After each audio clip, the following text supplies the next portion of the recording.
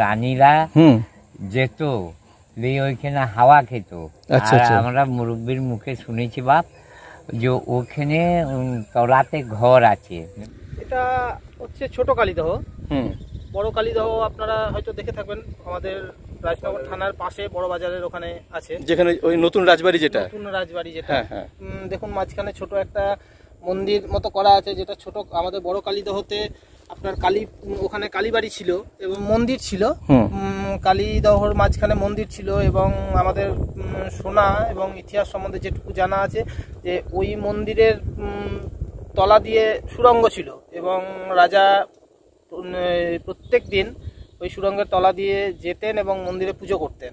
যখন বীর রাজার আমলে, হিন্দু রাজার পরে যখন পাঠান রাজা এলো, তারপর থেকে এখানে মা কালী তখন থেকে শোনা যে চলে গেছেন এখান থেকে বীরসিংহপুরে।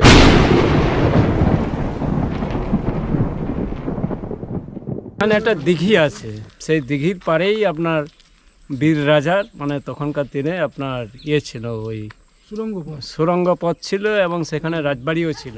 1604 খ্রিস্টাব্দ নাগাদ যখন ওই রাজার সঙ্গে যুদ্ধ হয়, সেই সময়ে যা হোক মা ঈশান কোণ ভেঙে চলে আসে, এটা প্রবাদ, কিংবা রাজা তাকে এই যে এত সুন্দর একটা মূর্তি নষ্ট করে দেবে বলে আমাদের এখানে ধান্যগ্রাম বলে একটা জায়গা আছে, সেখানে জঙ্গলের মধ্যে রেখে যায়।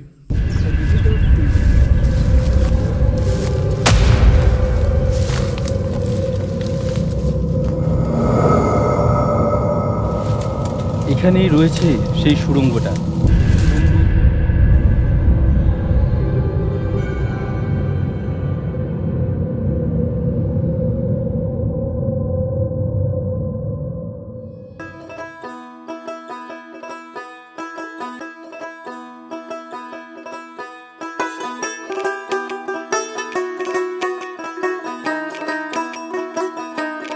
প্রায় বছর 2 আগের কথা, বীরভূমের রাজাদের ইতিহাস খুঁজতে গিয়ে হাজির হয়েছিলাম বীরভূমের সদর শহর সিউড়ি থেকে প্রায় 24 কিলোমিটার দূরে ঝাড়খণ্ড রাজ্যের সীমানাবর্তী এলাকার রাজনগরে। ইতিহাসের পাশাপাশি সেদিন অবাক বিস্ময়ে দেখেছিলাম অবহেলিত প্রাচীন রাজাদের বাসভূমি ও আরও অনেক ধ্বংসাবশেষ। সবচেয়ে আশ্চর্য হয়েছিলাম যখন দেখেছিলাম বিরাট পুকুরের মাঝে একটি প্রাচীন স্থাপত্যের ধ্বংসাবশেষ। স্থানীয় মানুষদের কাছ থেকে জানতে পেরেছিলাম একসময় বীরভূম যখন হিন্দু বীর রাজাদের অধীনে ছিল, তখন সেখানে নাকি ছিল একটি কালী মন্দির, যা পরবর্তীতে বীরভূম মুসলমান শাসনের অন্তর্ভুক্ত হলে সেই মন্দিরের দেবী কালী নাকি চলে গিয়েছিলেন বীরসিংহপুরে। সেদিন সত্যিই খুব অবাক হয়েছিলাম। এ যেন ইতিহাসের সাথে পৌরাণিক কাহিনী মিলেমিশে একাকার হয়ে গেছে। দেখতে দেখতে কেটে গেল আরও 2 বছর। একদিন ঝাড়খণ্ডের সাঁওতালকাটা পুকুর দেখে ফেরার সময় জানতে পারলাম আমার চলার পথেই নাকি পড়বে সেই বীরসিংহপুর। এ যেন সুবর্ণ সুযোগ। আমার ভ্রমণ সঙ্গী কেশবকে নিয়ে আমি সোজা চলে গেলাম স্থানীয় মানুষ সনাতন বাবুর কাছে। সনাতন বাবু ও কেশবকে নিয়ে অবশেষে আমি হাজির হলাম বীরসিংহপুরে। রাজনগরের রাজাদের যখন বীর রাজাদের ইতিহাসের কথা আপনাদের শুনিয়েছিলাম, যখন পাঠান রাজারা যখন দখল করেছিল রাজনগরে, তারপরের কিছু ঘটনা, সেখানকার সঙ্গে সম্পর্কযুক্ত বেশ কিছু ঘটনা রয়েছে এই বীরসিংহপুরে। তো আজকে আমি হাজির হয়েছি বীরসিংহপুরে, যে কালীবাড়ি রয়েছে, যে কালী মন্দির রয়েছে সেখানে। এখানে জড়িয়ে আছে অনেক ইতিহাস, এক ঐতিহাসিক মন্দির। আমরা এখানকার মন্দিরের যে সেবায়েত বা পুরোহিত যিনি রয়েছেন, আমরা তার সাথে কথা বলবো এবং তার কাছ থেকে জেনে নেব এই মন্দিরের প্রাচীন কিছু কথা, প্রাচীন কিছু কাহিনী। আসলে মায়ের আদি নিবাস হচ্ছে আপনার মগধে, বর্তমান যেটা পাটনা, এই জন্য এর নাম হচ্ছে মগধেশ্বরী। তারপরে ওখান থেকে রাজনগরের রাজা আর কি নিয়ে আসে, কোনো সাধনা বলেই হোক বা লুকিয়েই আসুক, নিয়ে রাজনগরে একটা দিঘি কাটিয়ে সেখানের মধ্যেই পুজো করতেন উনি।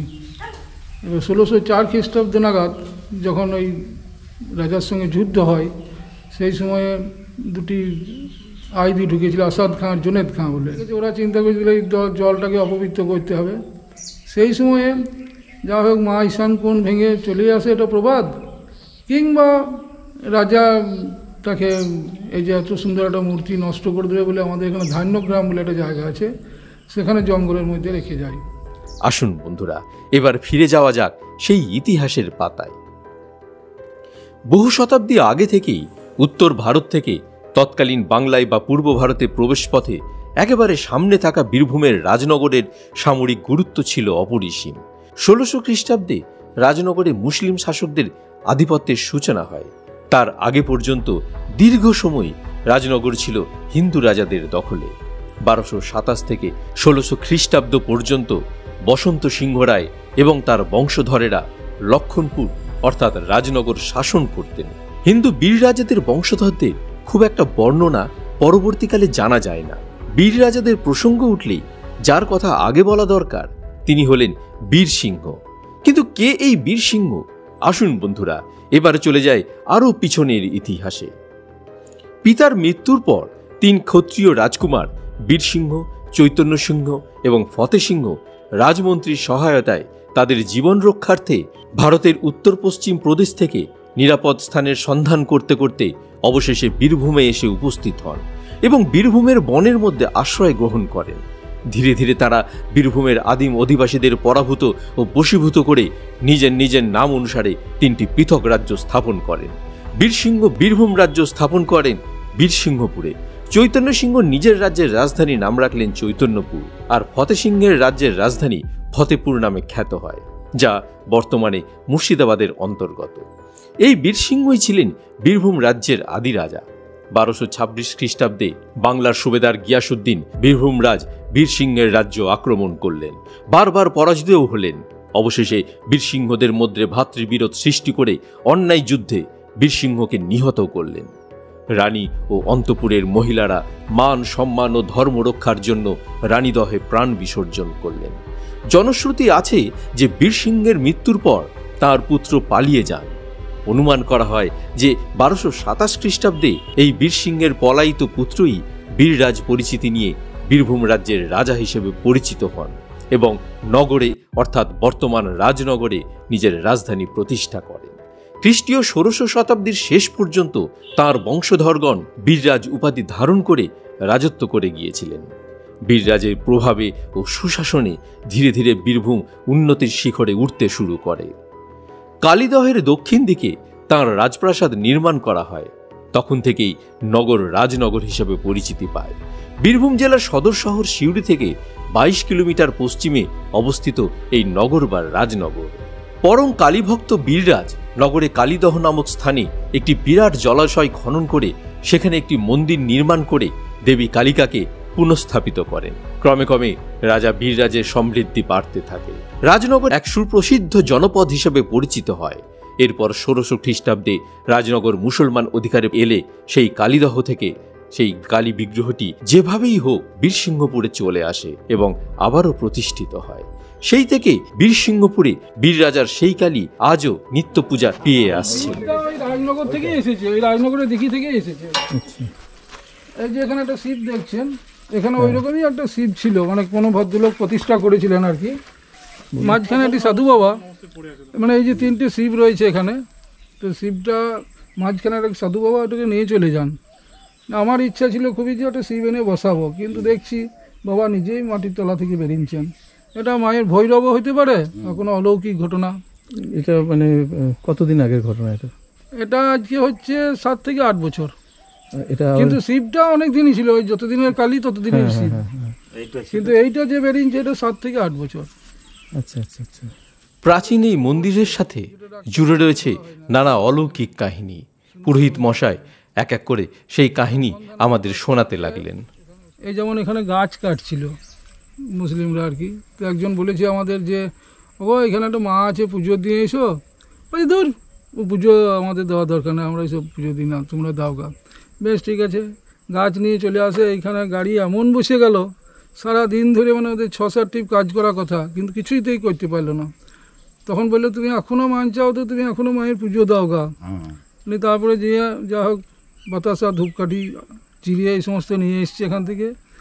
তারপরে যেই পুজো দিয়েছে আবার গাড়ি স্টার্ট করেছে, গাড়ি উঠে গেল, আর ভেতর থেকে একদম রক্ত জলের মতন বেরোচ্ছে আর কি। এখানে একটা দিঘি আছে, সেই দিঘির পাড়েই আপনার বীর রাজার মানে তখনকার দিনে আপনার ছিল, ওই সুরঙ্গ পথ ছিল এবং সেখানে রাজবাড়িও ছিল।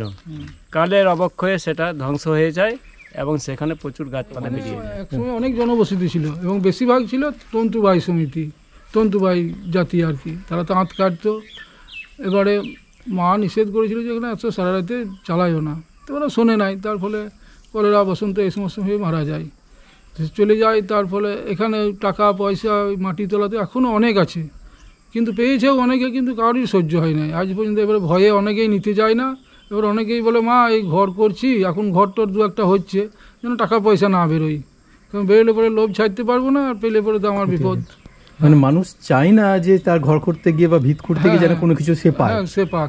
এই মন্দিরের সাথে জুড়ে রয়েছে বহু কিছু অলৌকিক কাহিনী, অনেক কিছু ঘটনা পুরোহিত মহাশয়ের কাছে শুনছিলাম।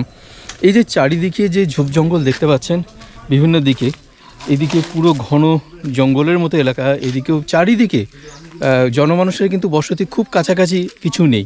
তো এই এলাকায় একসময় ঘন জনবসতি ছিল, আজকে অনেক কিছু নেই, আজকে ফাঁকা হয়ে গেছে। তখন কিন্তু জঙ্গল ছিল না, তখন একদম জনবসতি ছিল। হ্যাঁ, জনবসতি। আর রাস্তাটাও তখন সরু ছিল।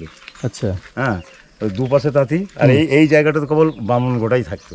এখন তাহলে সব সরে গেছে, কিন্তু সব সরে গেল। তাঁতি গেল যখন চলে গেল, সব কেউ মরছে, কেউ মারছে, কেউ পালিং গেল বহু দূর। এই এলাকা ছেড়ে তখন যেতে চলে গেল। তখন বামুনরা বলে যে আমরা 2-3 ঘর থেকে কি করব, আমরাও পালাই। খটমাকে পালিং গেল একজন, আর ভান্ডেমনকে গেল 3 জন। আচ্ছা, আর নাই বামুন। এই ঘটনা। তাহলে এখানকার পূজারী যারা, তারাই আছে, ওই ছেলেরা পুজো করছে, তারাই বয়স্ক লোক গেল সব চলে গেল। আচ্ছা, ওই খটমা থেকে আছে, ওরা ভেয়ে 2 ভাই, ওই 2 ভাইয়ে পুজো করছে, বাবারা সব চলে গেল। এইরাও তাই ভান্ডমনে। মা আমাদের খুব জাগ্রত মা, ঠান্ডা মা। আচ্ছা, কিন্তু ওই যে ওকে রাত্রেবেলায় ছেড়ে দিতে হবে, রাত্রেবেলা কোনো আওয়াজ করলে হবে না, ডিস্টার্ব করলে হবে না। ও কিন্তু বেরাবে একবার। আচ্ছা, তার জন্য তাঁতিদিকে বলেছিল যে এক সময় আমাকে ফাঁক দে, আর নাই বন্ধ কর। আর তাঁতিদের সবসময় মেশিনের ওই খটখটানি আওয়াজ।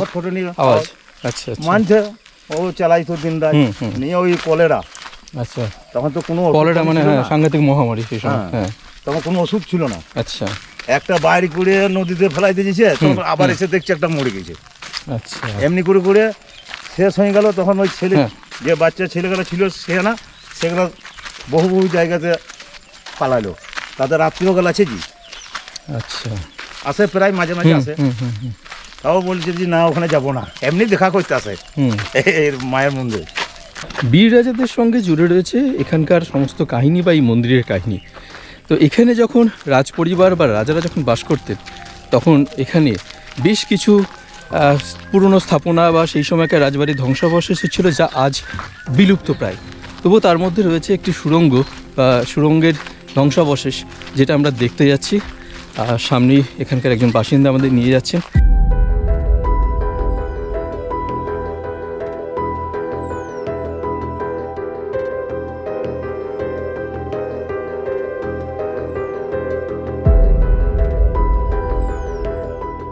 চারিদিকেই জঙ্গল ঝোপ, তার মধ্যে দিয়েই এইখানে যে সুড়ঙ্গটা রয়েছে, এখানকার বাসিন্দা গঙ্গাধর বাবু উনি নিয়ে এসছেন। উনি চেষ্টা করছেন সেই সুড়ঙ্গটা দেখানোর, যেটা রাজার আমলের সুড়ঙ্গ। রাজার আমলের সুড়ঙ্গ মানে বুঝতেই পারছেন, সেই বীর রাজার কথা, বহু বছর আগেকার কথা।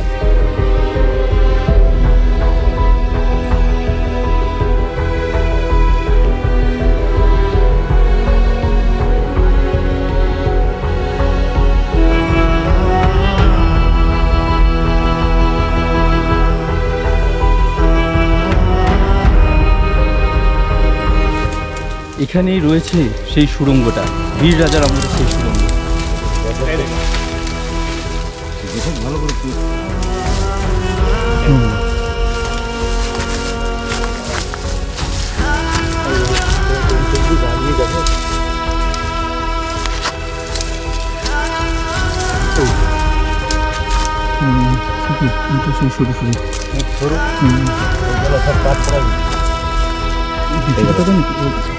এগুলো কাঠ পোড়া।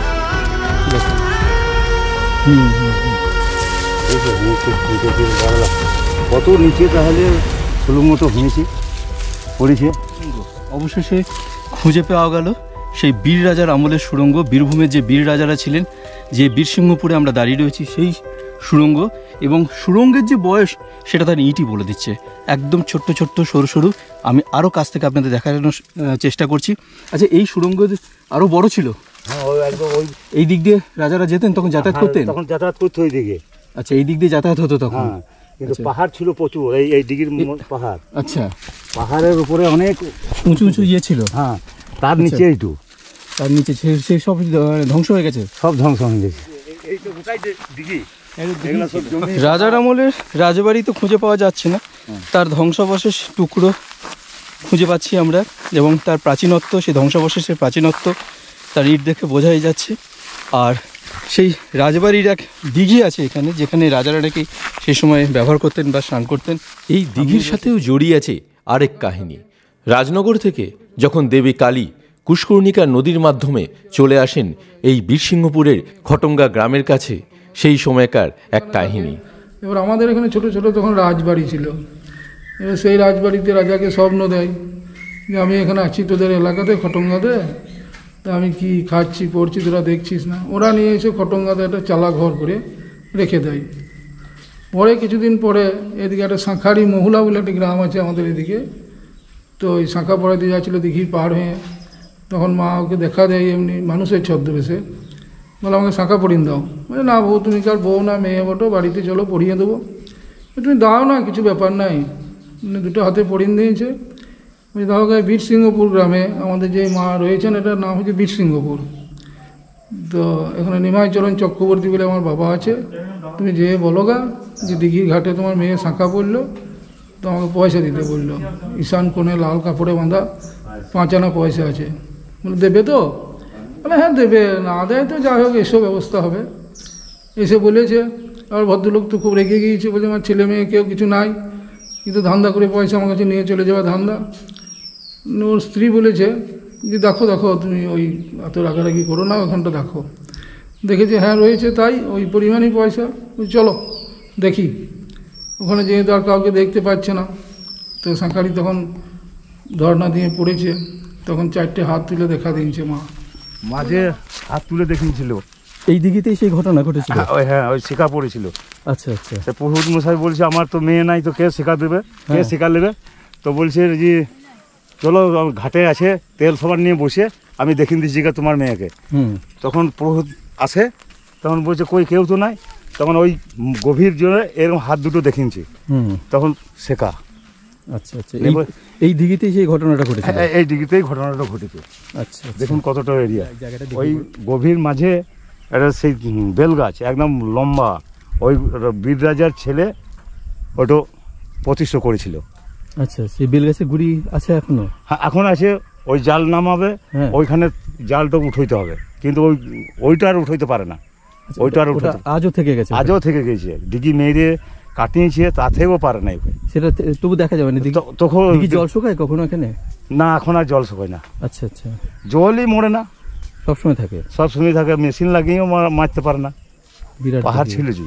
আচ্ছা, আর পদ্ম গাছ ছিল বেশি। এখন মাছ চাষ করছে বলে পরিষ্কার করে দিনছে, কিন্তু এই জল মরে না, 12 মাস থেকে যায়।